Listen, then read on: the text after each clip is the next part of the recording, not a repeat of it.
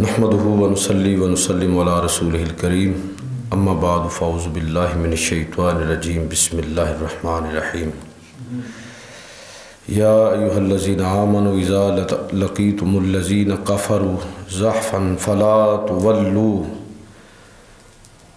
تولوہم الادبار صدق اللہ مولانا العظیم وصدق رسولہ النبی الکریم الامین ونحن علی ذالک من الشاہدین والشاکرین والحمد للہ رب العالمین۔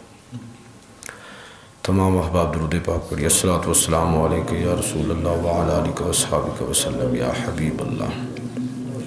الصلاۃ والسلام علیک یا رسول اللہ وعلی آلک واصحابک وسلم یا نبی اللہ۔ واجب الاحترام سامعین و حاضرین، آج کے خطبہ جمعۃ المبارک میں جو ہمارا موضوع چل رہا ہے اسلامی اقدار اور وہ اخلاقی قدریں جو انسان کی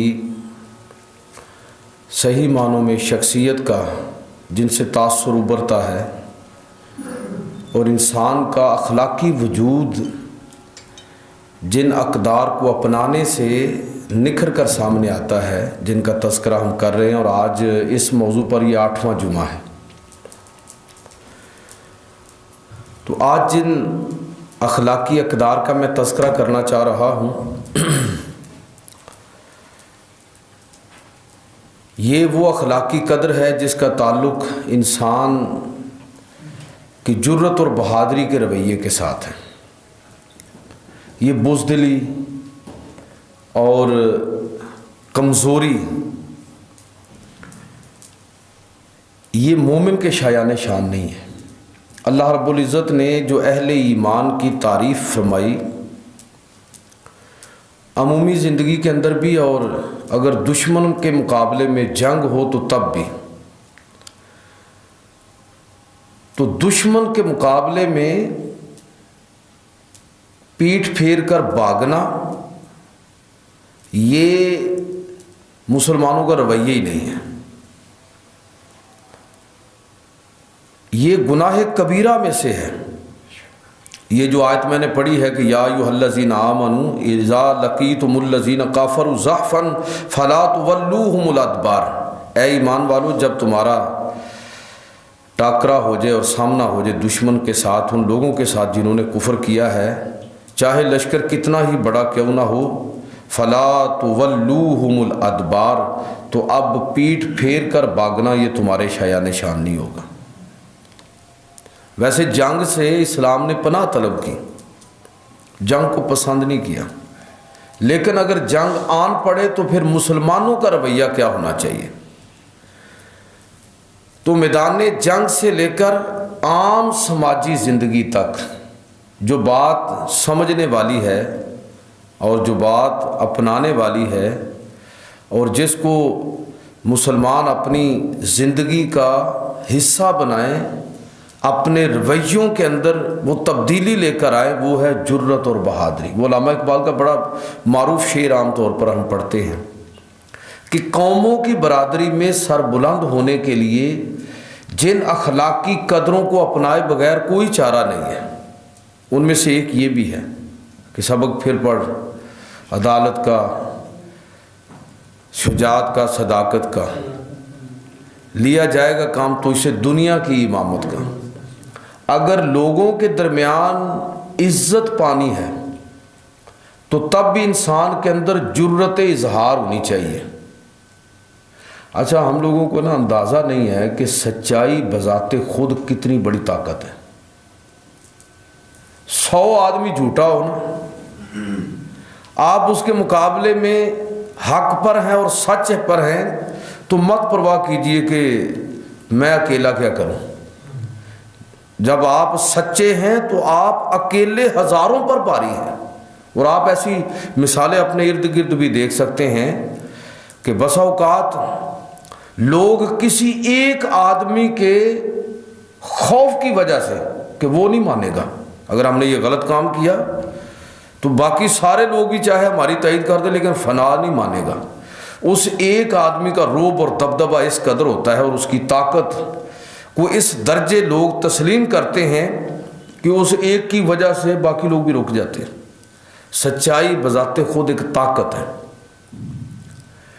اور یہ اس طاقت کا انسان کو اگر صحیح معنوں میں شعور حاصل ہو جائے تو یہ جو ہم اپنے آپ کو اکیلا اکیلا محسوس کرتے ہیں نا، یہ بالکل نہ کریں۔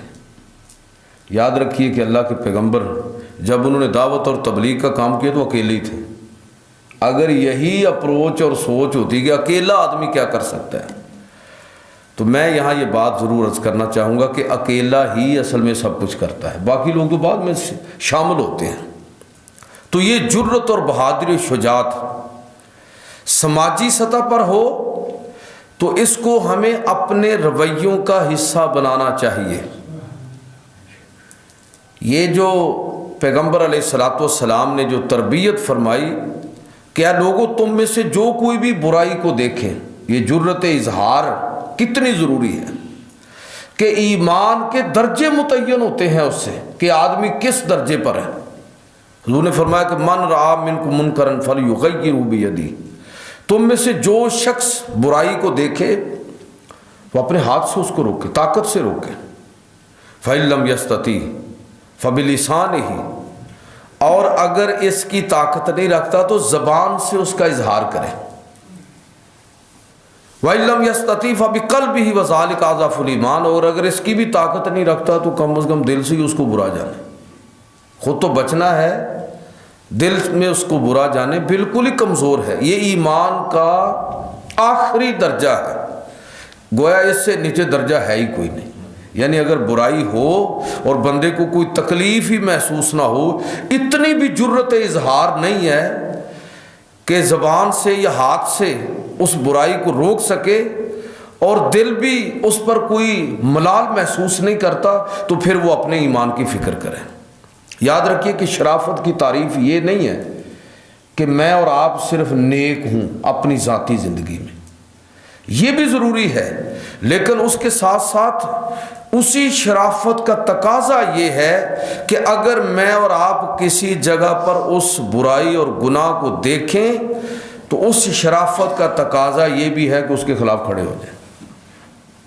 تو میں یہ بات کر رہا ہوں کہ اہل ایمان کی جو خوبی اللہ رب العزت نے بیان فرمائی وہ یہ ہے کہ وہ تنگی اور تکلیف میں، مصیبتوں میں گھبرانے والے نہیں ہیں، بلکہ پوری جرت، بہادری، شجاعت کے ساتھ کھڑے ہو جاتے ہیں۔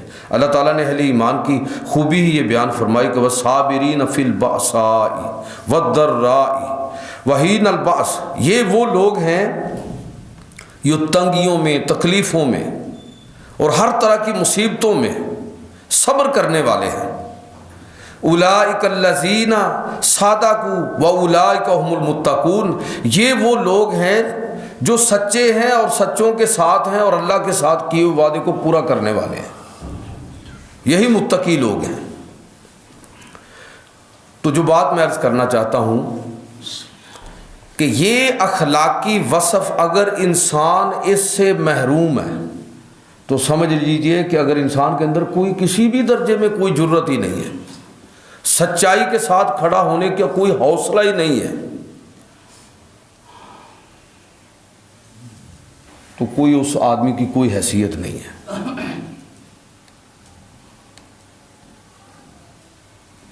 اہل کفر پر بھی رعب ہونا چاہیے۔ نبی کریم صلی اللہ علیہ وسلم تو چلیں پیغمبر تھے، نبی تھے، آپ کی شانیں تو خیر بہت ہیں۔ ایک معجزہ حضور کا یہ بھی ہے کہ آپ صلی اللہ علیہ وسلم کی شخصیت کا اس قدر رعب اور دبدبہ تھا کہ گویا جنگ کے بغیر بھی دشمن نبی کریم صلی اللہ علیہ وسلم کے اس رعب اور دبدبے کے نتیجے میں کانپنے لگتا تھا۔ یہ تو حضور کا معجزہ کہہ لیجئے، لیکن اس کے علاوہ ہٹ کر اس سے دیکھیں صحابہ کا حال کیا ہے، وہ بھی اسی رستے پر ہیں، نبی کریم صلی اللہ علیہ وسلم کے رستے پر ہیں، اور دشمن کے لیے ان کو نظر انداز کرنا یا ان کی جرت اور بہادری کے خوف سے باہر نکلنا یہ ممکن نہیں ہوتا تھا، اس لیے کہ یہ مومنانہ وصف ہے، اس کے بغیر مومن کا اخلاقی وجود کوئی معنی نہیں رکھتا۔ انسان بے حیثیت ہو کر رہ جاتا ہے۔ تو اس لیے قرآن مجید فرقان حمید نے اس کو اہل ایمان کا وصف قرار دیا، تعلیم دی، نبی کریم صلی اللہ علیہ وسلم نے تربیت فرمائی۔ یہ جرت اور بہادری دشمن کے مقابلے میں ہو یا ہماری عام سماجی زندگی میں ایسے لوگوں کے مقابلے میں ہو جو دوسروں کا حق غصب کرنے والے ہیں، تو 3 حوالوں سے اسلام نے تربیت فرمائی۔ بندہ بہادر جن عقائد کی بنیاد پر ہوتا ہے، اس کے اندر جرت پیدا ہوتی ہے کہ اسلام نے تربیت ہی ایسی کر دی ہے کہ یہ عقیدہ اس کو دے دیا ہے کہ اچھی طرح اس بات کو سمجھ لیں کہ یہ کامیابی اور فتح یہ تعداد کی قلت اور کثرت سے نہیں ہوتی، یہ جرت اور بہادری کے وصف کے ساتھ ہوتی ہے۔ جسم کا موٹا ہو جانا یہ طاقتور ہونے کی علامت نہیں ہے، دل گردہ ہونا چاہیے۔ تعداد کا زیادہ ہونا یہ غلبے کی دلیل نہیں ہے، بلکہ یہ ضروری ہے کہ سچائی کے ساتھ آدمی کھڑا ہو اور اس کا مورال بلند ہو۔ قرآن مجید فرقان حمید کے اندر اللہ رب العزت فرماتے ہیں کہ کم من فئۃ قلیلۃ غالبت فئۃ کثیرہ باذن اللہ، کہ کتنے ہی چھوٹی تعداد کے گروہ ہیں کہ جن کو اللہ رب العزت نے بڑی تعداد پر غلبہ دے دیا۔ اب اگر جس آدمی کا عقیدہ یہ ہو، آپ ذرا سوچئے اس کو کبھی پرواہ ہوگی کہ میں اکیلا ہوں میں کیا کروں گا؟ اس لیے کہ وہ اس چیز کو بطور عقیدے کے اختیار کیے ہوئے ہے کہ کامیابی تعداد کی قلت اور کثرت سے نہیں ہے، بلکہ اس پر ہے کہ اللہ کس کے ساتھ ہے، اس چیز کے ساتھ ہے کہ انسان صحیح موقف پر کھڑا ہے۔ اگر آدمی کا عقیدہ یہ ہو تو پھر اس کو کوئی پرواہ نہیں ہوتی کہ میں اکیلا کیا کر سکتا ہوں، بلکہ وہ یہ سمجھتا ہے کہ میں اکیلا ہی سب کچھ کر سکتا ہوں، اس لیے کہ میرے اکیلے کے ساتھ میرا رب ہے۔ یہی انبیاء کرام کا پورا جو کردار ہمارے سامنے نظر آتا ہے وہ یہی ہے، اکیلے ہی ہیں، وہ نکلے ہیں اور لوگ ساتھ ملتے گئے۔ دوسری بات جو بطور عقیدے کے انسان مومن جو ہے وہ اختیار کرتا ہے اور یہ جرت اور بہادری اس کے اندر پیدا ہوتی ہے، وہ یہ ہے کہ وہ یہ سمجھتا ہے کہ زندگی اور موت اللہ کے ہاتھ میں ہے، اور جو وقت متعین ہے نہ اس سے زائد ہوگا اور نہ کم، اس میں کوئی کمی بیشی نہیں ہوگی۔ اس چیز کو بطور عقیدے کے اختیار کیے ہوئے ہیں۔ اب جس آدمی کا عقیدہ یہ ہو کہ زندگی اور موت اللہ کے ہاتھ میں ہے، وما کان لنفس ان تموت الا باذن اللہ کتابا مؤجلا، اور کوئی شخص مر نہیں سکتا اللہ کی اجازت کے بغیر، لکھا ہوا ہے کب اس کی موت آئے گی، کتنی زندگی اس نے گزارنی ہے۔ بڑے بڑے قلعوں کے اندر بھی اور بڑے بڑے محافظوں کے ساتھ بھی جو شخص موجود ہو، تو کیا آپ نے کبھی سنا ہے کہ فلاں آدمی جس کی سیکورٹی پر اتنے لوگ ہیں اور اس کے محافظوں کی تعداد اتنی ہے تو وہ موت کے فرشتے کو روک سکا ہے؟ تو یہ وقت متعین، جس آدمی کی سوچ یہ ہو، اب وہ جرت اور بہادری کا مظاہرہ تو کرے گا۔ یہی فرق ہے دیگر قوموں میں اور مسلمانوں میں۔ ایک مسلمان کے رویے میں جو دلیری نظر آتی ہے اس کے پیچھے یہ عقیدہ ہے، اور اگر مسلمان کے اندر وہ جرت اظہار نہیں ہے، وہ دلیری نہیں ہے، بہادری نہیں ہے، تو پھر ممکن ہے کہ اس کے عقیدے کے اندر گڑبڑ ہو۔ یہ اصل میں عقیدے کی کمزوری کا نتیجہ ہے کہ بندہ ایک بات کو صحیح سمجھتا ہے اور پھر بھی اس میں پیچھے ہے۔ تو ایک تیسری چیز جو انسان کے اندر جرت اور بہادری کو پیدا کرتی ہے وہ یہ ہے کہ اللہ رب العزت نے بندہ صدق دل کے ساتھ یہ سمجھتا ہے مومن کہ بندہ مومن نے اپنے رب کے ساتھ سودا کر لیا ہے، اپنی جان کا بھی اور مال کا بھی۔ جب جان اسی کی ہے اور اسی کے حکم کے مطابق جو ہے وہ خرچ ہوگی. مال اسی رب کا دیا ہوا ہے اور اسی رب کے حکم کے مطابق خرچ ہوگا. سودا جس نے پکا کیا ہوا ہے اس کو نفع نقصان کی کوئی پرواہ نہیں ہوتی، سودا مکمل ہو گیا ہے.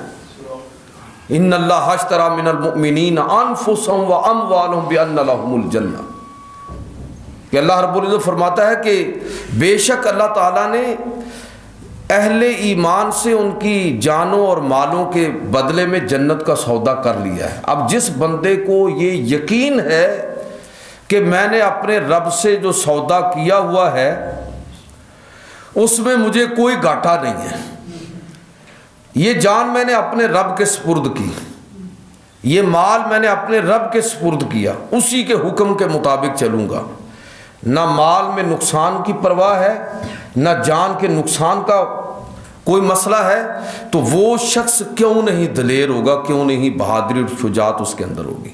تو میں جو بات عرض کرنا چاہتا ہوں وہ یہ ہے کہ یہ جرت اور بہادری، شجاعت، دلیری، یہ انسان کے اخلاقی وجود کا وہ وصف ہے. اگر بندے کے اندر یہ چیز نہیں ہے تو صحیح معنوں میں وہ مومن ہی نہیں ہے، ایمان کی شدید کمزوری کے اندر ہے وہ. آپ دیکھیں یہ بہت بڑی بات ہے کہ آپ کسی علاقے میں رہتے ہیں اور وہاں پر اپنے رب کو راضی کرنے کے لیے آپ کے لیے ممکن نہیں ہے کہ عبادت کر سکیں، اس شریعت کے مطابق چل سکیں، تو پھر یہ ہے کہ اگر نہیں ہے ممکن تو آپ ہجرت کر جائیں، آپ وہاں اس علاقے کو چھوڑ دیں، اس جگہ کو چھوڑ دیں. یعنی اس پر کمپرومائز نہیں ہو سکتا کہ آپ اپنے رب کے ساتھ اپنے تعلق پر کوئی کمپرومائز کر لیں، یہ نہیں ہے. ہاں یہ ہے کہ آپ اس علاقے کو چھوڑ دیجئے اور وہاں جا کے بسیے جہاں آپ کے لیے اپنے وجود کا منوانا ممکن ہو، آپ کی شخصیت، آپ کے کردار کا تاثر جہاں پر جم سکے، اس پر کوئی کمپرومائز نہیں ہے. نبی کریم صلی اللہ علیہ وسلم کی زندگی کو دیکھیں اور صحابہ کی زندگی کو دیکھیں تو یہ چیزیں آپ کو وہاں پر کثرت کے ساتھ نظر آئیں گی کہ کس طرح یہ جرت اور بہادری اور دلیری اور شجاعت صحابہ کی زندگی میں ہے اور کس طرح نبی کریم صلی اللہ علیہ وسلم نے صحابہ کرام کی تربیت فرمائی. غزوہ حنین کے موقع پر اچانک جب تیر اندازی ہوئی تو اس وقت اچانک حملے کے نتیجے میں، یعنی یہ نہیں ہے کہ صحابہ کو وہاں سے بھاگ کھڑے ہوئے تھے، جس طرح اچانک ہو جاتا ہے کہ حملہ ہو، اچانک توقع نہ ہو تو لوگ اچانک ادھر ادھر بکھر جاتے ہیں. لیکن اس وقت بھی رسول اللہ صلی اللہ علیہ وسلم عین میدان جنگ میں تنہا کھڑے اور یہ فرما رہے کہ آن النبی لا کذب آنا ابن عبد المطلب، کہ میں نبی ہوں، اس میں کوئی شک اور جھوٹ نہیں ہے، اور میں عبد المطلب کا بیٹا ہوں. اور پھر صحابہ بھی دوڑے اور نبی کریم صلی اللہ علیہ وسلم کے ساتھ ہو گئے.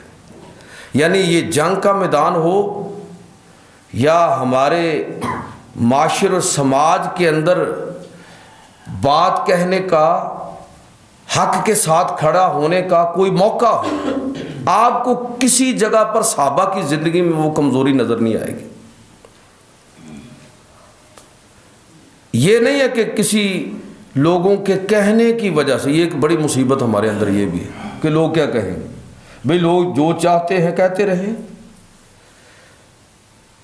لوگوں کے خوف کی وجہ سے اور لوگوں کی ملامت کی وجہ سے انسان حق بات کہنے سے ہٹ جائے.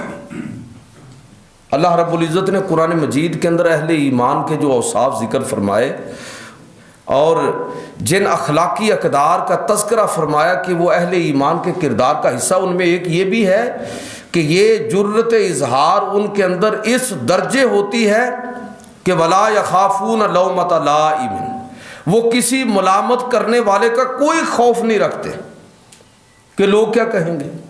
جن لوگوں کو راضی کرنے کے لیے انسان پوری زندگی ذلیل ہوتا رہتا ہے، وہ لوگ کبھی بھی مشکل وقت میں ساری زندگی آپ نے اسی خوف کے اندر گزار دی، ان میں سے کتنے لوگ آپ کے ارد گرد کھڑے ہوتے ہیں؟ وہی چند لوگ جو آپ کے متعلقین ہیں۔ لیکن جن لوگوں کا خوف پوری زندگی آپ نے طاری کیے رکھا، ان کو آپ کے جینے اور مرنے کی کوئی پرواہ نہیں ہے، تو پھر آپ ان کی پرواہ کیوں کرتے ہیں؟ پرواہ ہونی چاہیے تو اس چیز کی ہونی چاہیے کہ حق کیا ہے اور سچ کیا ہے، اور آدمی پوری طاقت کے ساتھ اس کے ساتھ کھڑا ہو۔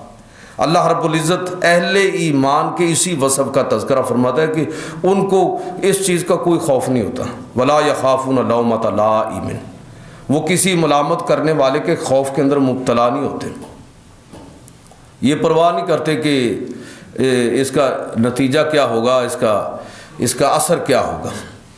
دیکھتے ہیں اور جو صحیح سمجھتے ہیں وہ کہہ دیتے ہیں۔ یہی نبی کریم صلی اللہ علیہ وسلم نے صحابہ کرام کی تربیت فرمائی۔ اب دیکھیے، مروان بن حکم بنو امیہ کے دور کے اندر مدینہ کا گورنر ہے، حجاج بن یوسف، یہ اس ٹائپ کے لوگ، واقعات تاریخ میں بہت سارے واقعات ہیں کہ اس دور کے اندر عام مسلمان رائے عامہ کتنی مضبوط تھی اور حق بات کہنے میں کتنی بے باک تھی۔ تربیت ایسی ہوئی ہے لوگوں کی کہ اگر بات کسی جگہ آپ دیکھیں تو اگر عمر جیسا خلیفہ بھی ہو تو تب بھی لوگ کھڑے ہو جاتے ہیں، عورت بھی کھڑی ہو جاتی ہے، وہ بھی سوال جواب کرتی ہے کہ یہ کیسے آپ نے کہہ دیا کہ حق مہر اس سے زیادہ نہیں ہو سکتا۔ ایک عام آدمی بھی کھڑا ہو کے کہہ دیتا ہے کہ یہ جو آپ نے قمیض پہنی ہوئی ہے تو جو بیت المال سے کپڑا ملا تھا اس کی تو یہ بن نہیں سکتی، تو یہ آپ نے کیسے آپ کے لیے ممکن ہوا؟ اس کو آج کے سینیریو میں ذرا دیکھیں نا، جیسا ہمارے ملک میں جو لوٹ مچی ہوئی ہے، پوری قوم جو ہے وہ ذلیل و رسوا ہو رہی ہے۔ حکمرانوں کی 70-75 سال کی کرپشن کے نتیجے میں پاکستان کی جو حالت ہوئی ہے، کون ذمہ دار ہے اس کا؟ میں کہتا ہوں کہ یہ لوگ تو ہیں ہی ہیں، ہم لوگ بھی اس کے ذمہ دار ہیں۔ چھوٹا سا موقع ہوتا ہے، جرت نہیں ہوتی ہماری بات کرنے کی۔ جن لوگوں کو اللہ رب العزت نے وہ مقام اور مرتبہ دیا ہے، اگر وہ نہیں بولیں گے، گھر میں موقع ہے آپ کے پاس تو گھر میں بولیے، گلی اور محلے میں آپ کا وہ مقام اور مرتبہ ہے، گاؤں کے اندر وہ آپ کا سوشل سٹیٹس ایسا ہے تو بولیے وہاں پر۔ اللہ رب العزت نے آپ کو کوئی منصب عطا فرمایا ہے اور تقاضا ہے تو وہاں نہ بولنا یہ کوئی معمولی جرم نہیں ہوگا، وہاں عام لوگوں کے لیے رخصت ہے، گھر کے سربراہ کے لیے رخصت نہیں ہے، پنڈ کے چودھری کے لیے رخصت نہیں ہے۔ سارے گاؤں کا گناہ اس اکیلے پر ہوگا، سارے گھر کا گناہ اس ایک پر ہوگا جو گھر کا سربراہ ہے، اور سارے ملک کی تباہی کا ذمہ دار وہ شخص ہوگا جو درجہ بدرجہ مختلف ذمہ داریوں پر ہے۔ لوگ یہ بھی اپنی کتنی جرت ہے کہ لوگ اس چیز کا احساس بھی دوسروں کو دلائیں۔ عام پبلک کے اندر تو بالکل ہی مردنی چھا گئی ہے۔ یہ لوگ روتے ہیں جی فرقہ وریت بہت ہے، کون سی فرقہ وریت کی آپ بات کرتے ہیں؟ وہ تو ہے ہی ہے، یہ صرف مسل کی تباہی نہیں ہے ہمارے ہاں کہ بریلوی دیوبندی اہل حدیث اور شیعہ یہ تباہی ہے، یہ تو ہے ہی ہے۔ اس کے علاوہ اور تھوڑی تباہیاں جو اس معاشرے کے اندر مچی ہوئی ہیں کہ سیاسی، لسانی، جغرافیائی فرقہ وریت کتنی ہے۔ سیاسی فرقہ وریت نہیں ہے کہ فلاں پارٹی ہے، جی بھئی کون سی پارٹی؟ میری اور آپ کی پارٹی ایک ہی ہے، حق اور سچ۔ مجھے کوئی غرض نہیں ہے کہ فلاں مسلم لیگ ہے، پی ٹی آئی ہے، کہ کوئی دوسری جماعت ہے یا فلاں اور فلاں جماعت ہے، مجھے کیا اس سے تعلق ہے؟ میں تو حق اور سچ کے ساتھ ہوں۔ یہ جب تک ہمارے لوگوں کے اندر یہ چیز نہیں آئے تو کون سی تبدیلی کی آپ بات کرتے ہیں؟ تو یہ ذمہ داری بڑھ جاتی ہے عام شخص سے لے کر جتنی جس کی ذمہ داری ہے۔ اور دیکھیے، میں کہتا ہوں کہ یہ وہ تربیت ہے جو صحابہ کرام کی اللہ کے نبی صلی اللہ علیہ وسلم نے کی۔ حجاج بن یوسف کے سامنے خطبہ طویل کیا، بادشاہوں کو ہوتا ہے نا ذرا کہ بات سنتا کوئی نہیں، پھنسے ہوئے ہیں سارے، जिस तरह जलसों में हमारे यहाँ होता है कि कोई लोग जब फंस जाते हैं तो फिर मौलवी साहब का जी चाह रहा होता है कि अब सारा दीन एक ही दिन में इन पर नाजल करके मैं यहाँ से रुखसत दूँगा, तो वो भी नहीं छोड़ते। तो लोग जलसों में जाना छोड़ दिया लोगों ने, जुम्मों के इज्तिमात में जाना लोगों ने छोड़ दिया। गुफ्तगू सुनना मुश्किल हो गया कि टाइम है, उसकी कोई पाबंदी नहीं है। तो हज्जाज इसी तरह लगा हुआ था, खड़े हो गए अल्लाह के पैगंबर सल्लल्लाहु अलैहि वसल्लम के तरबियत याफ्ता वो लोग सहाबा इकराम। अब साहबी का नाम तो मेरे ज़हन से निकल गया और उसको उतार दिया खुतबे से कि नमाज का वक्त हो गया, पहले नमाज अदा करो, बाकी बातें बाद में करना। या जज वो है जिसके सामने कोई खड़ा नहीं हो सकता। मरवान बिन हकम भी इसी तरह का था। हज़रत अबू सईद खुदरी रज़ी अल्लाह ताला अन्हु, आपने फरमाया कि ये तुमने कहाँ से काम शुरू कर लिया कि ईद का खुतबा बाद में होता है। तो लोग चूँकि सुनते नहीं थे, उसने कहा कि मैं खुतबा पहले दे लेता हूँ, नमाज बाद में पढ़ा लेता हूँ। उसने कहा बंद करो इसको, पहले उसी तरीके के मुताबिक तुम्हें नमाज अदा करनी होगी, फिर जो अपनी बक बक, वो उसके अल्फाज की तर्जमा भी यही है कि फिर जो तुमने बक बक करनी होगी करते रहना। जब लोगों के अंदर और ख़ास तौर पर उन तबकात के अंदर, उन लोगों के अंदर ये जुर्रत इजहार होगी, हक गोई और बेबाकी होगी, जो किसी ना किसी दर्जे में लोगों के लिए रोल मॉडल है कि वालिदैन हैं, गली और मोहल्ले के अंदर, गांव के अंदर, शहर के अंदर, सूबे और मुल्क के अंदर अल्लाह रब्बुल इज़्ज़त ने जिन लोगों को वो सोशल स्टेटस अता फरमाया है, उनके लिए कोई रुखसत नहीं है।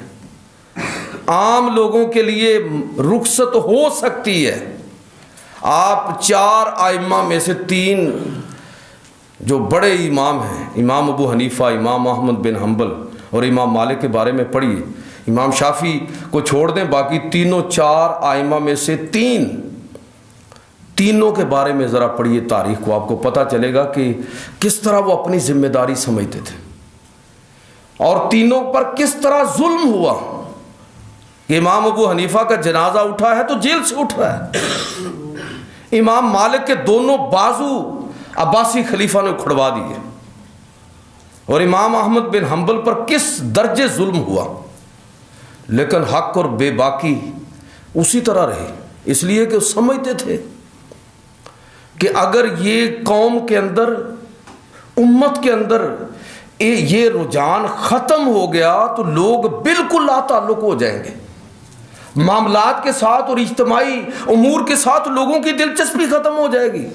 जिस तरह हमारा हाल है ना, मुझे और आपको अपने ज़ाती मुफादात से दिलचस्पी है, किसी को गांव के, मोहल्ले के, मुल्क के, उम्मत के मुफादात वो जाएं बाढ़ में, मेरी कोई उससे दिलचस्पी नहीं है। मुझे सिर्फ अपने मुफादात से। जब कौमों के अंदर ये मिजाज पैदा हो जाता है तो फिर तबाही और बर्बादी उनका मुकद्दर होती है।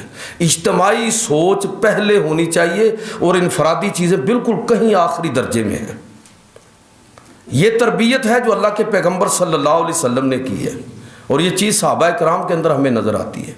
और ये लाजम है आप में से जो भी, हम सब जहाँ जहाँ जो हैसियत रखते हैं, ये लाजम है कि उस हक गोई और बेबाकी का हम वहाँ पर इजहार करें। वरना जानिए ये सिर्फ नमाज़ें पढ़ लेना और कुछ तस्बीहात कर लेना और तलावत कर लेना, यही नेकी, इसको कुल समझ लेना, ये बड़ा गलत तसव्वुर है जो हमारे अंदर लोगों के पैदा हो गया। ये उलमा के दरमियान अब ये क्यों नहीं सियासी तौर पर भी, मजहबी तौर पर भी ये जो मसाइल हैं वो क्यों हैं? बात लंबी हो जाएगी, दूसरी तरफ चली जाएगी। बस सिर्फ इतना कहना चाहता हूँ कि ये जो है ना, लोगों को राज़ी करने के लिए जो लोग ऊपर हैं, वालिदैन औलाद को राज़ी करने के चक्कर में होते हैं, उलमा इस चक्कर में है कि लोगों के दरमियान हमारी मकबूलियत पर कोई हर्फ ना आ जाए। बेशक कि अगर मैंने ये बात की तो यार लोग अच्छे खासे मेरे हाथ चूमते हैं, मेरे जूते उठाते हैं, तो वो बात वही करेगा जो लोग सुनना चाहते हैं। आप मुझे ये बताइए कि उस आलम को क्या कहेंगे हम, जिसको लोगों को हक और सच बताना चाहिए था और क़यादत करनी थी, वो लोगों के पीछे चल रहा है। उस हुक्मरान का क्या करें हम जो करप्शन को जवाब फराहम कर रहा है। और कितने घटिया होंगे हम लोग कि उसकी सारी करप्शन को समझने के बाद भी फिर कहेंगे कि जी धड़ा ईमान होता है। कौन सा धड़ा ईमान होता है? किस कुफर की बात हम कर रहे हैं? तो ये जुर्रत इजहार, ये इस्तकामत, ये हक गोई और बेबाकी, ये वो है जो ईमान का लाजमी तकाजा और हिस्सा है। और इंसान का जो अखलाकी वजूद है, यकीन जानिए कि अगर ये वसफ़ ख़त्म हो जाए इंसान के अंदर, और अगर ये औसाफ कौमों के अंदर से मिट जाएं, तो कौमें ख़त्म हो जाती हैं। इंसान ज़िंदा नज़र आता है, हकीकत में मुर्दा होता है, इसलिए कि उसकी तो कोई हैसियत ही नहीं है, उसका तो सिरे से कोई अखलाकी वजूद ही नहीं है। किस चीज़ पर वो खड़ा है? लिहाजा कुरान मजीद फुरकान हमीद को इस तनाजुर में हमें देखना है कि वो हमारा जो तशख़्ख़ुस है उसको किस तरह डेवलप करता है। ये 8वां जुमा मैंने इस मौजू पर अर्ज़ किया है, और आज की गुफ्तगू में एक ही नुक्ता अर्ज़ किया कि ये जुर्रत और बहादरी, शुजात, हक गोई और बेबाकी और फिर उस पर इस्तकामत, ये ईमान के तकाज़ों में से है। ये वो अखलाकी कदर है कि अगर इंसान ने इसको नज़रअंदाज कर दिया तो वो जीते जी ख़त्म हो गया और वो मर गया। मैं और आप वो नहीं है कि जिनकी तरबियत ऐसी हो, और अल्लाह के फजल से हमारे अंदर ऐसे लोग मौजूद हैं जो पूरी जुर्रत के साथ, लेकिन इस जुर्रत का अमूमी फ़रोग होना चाहिए, अपनी ताकत को समझना चाहिए कि सच्चाई सबसे बड़ी ताकत है। तादाद ये कोई अहमियत नहीं रखती। अल्लाह के पैगंबर अकेले थे और बाकी सारे बाद में मिले हैं। ये कहना कितना फजूल है कि मैं अकेला क्या कर सकता हूँ, अकेला ही सब कुछ करता है। एक आदमी जब सच्चाई पर खड़ा होता है तो उसको अंदाज़ा होना चाहिए कि उसके पास कितनी बड़ी ताकत है। खुदा पर ईमान रखते हुए अपनी उस ताकत का शऊर लेते हुए आदमी को हक और बातिल के दरमियान फ़र्क करके पूरी जुर्रत के साथ हक के साथ खड़ा होना चाहिए। ये है वो अखलाकी कदर जो इस्लाम हमारे अंदर देखना चाहता है। अल्लाह पाक मुझे और आपको अमल की तौफीक अता फरमाए।